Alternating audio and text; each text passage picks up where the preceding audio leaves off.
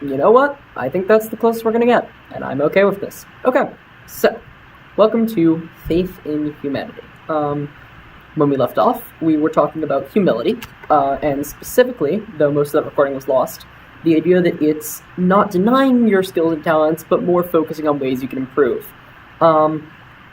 Faith in humanity is something different. So first of all, it's belief and optimism in the inherent goodness of others. It encourages us to actively look for redeeming qualities and evidence that supports that fundamental goodness in the other people. And the idea is that we're supposed to actively begin, even when we've been wronged, to look for redeeming factors in the other. So there's a lot to dissect, a lot to discuss here. All of it very interesting. So, the start is belief and optimism in the inherent goodness of others.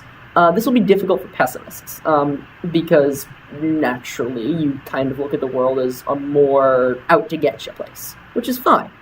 I personally am an optimist, but there's nothing wrong with pessimism.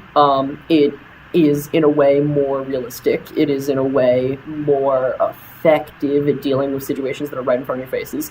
Optimism helps you keep going from day to day, though. But of course, it can have disadvantages, too.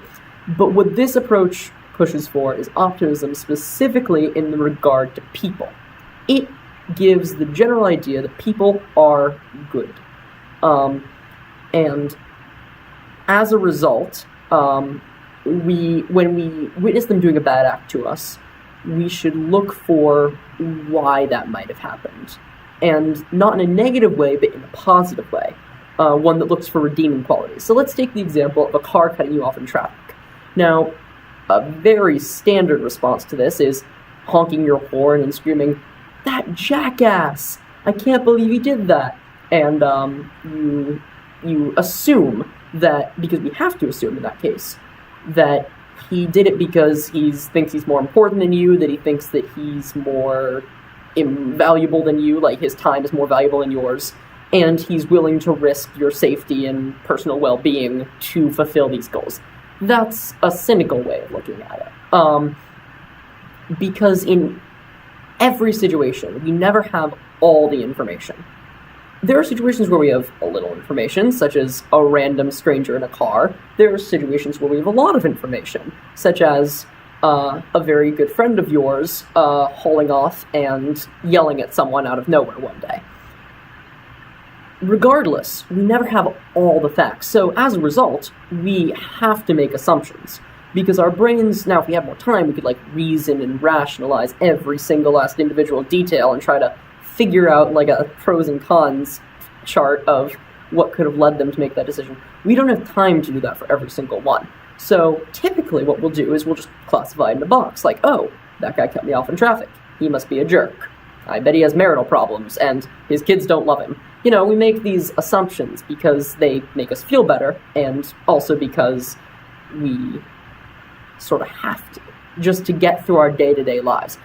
But what Faith in Humanity encourages us to do is it encourages us to look for the alternative explanations, the ones that you don't normally think about. What if the person who yelled at you on the bus station because you bumped into them, what if they had a really bad day? A really bad day. For example, what if they had just learned that their dog only had 3 months to live? What if they were being yelled at by their significant other, or by their parents or something like that? Told you the alarm to go off. It encourages you to look for redeeming qualities, and specifically evidence that supports this belief in inherent goodness in humanity. Because doing so, instead of having a sort of dark, everyone's out to get you view of the world, more looks at everyone's a person. And as people, we're gonna do things that occasionally don't really go with the goals of other people. And it's harder for you to examine when it's you personally and when your goals are particularly being infringed upon by another person. But it's important to keep in mind that very, very rarely is it done out of malicious intent. And there are often these alternative explanations that, give you a little light in your life. So, Faith in Humanity says look for that. And sometimes you might find it, sometimes you might not, but overall, it'll like Gandhi, MLK, they are great examples of the idea of faith in humanity, treated horribly, like absolutely horribly, but remained true to the belief that there was inherent good in people. And that's a belief that we could use more of in this incredibly troubled world as of today. Might make it seem a little less of a harsh, cold place and more of a, group effort.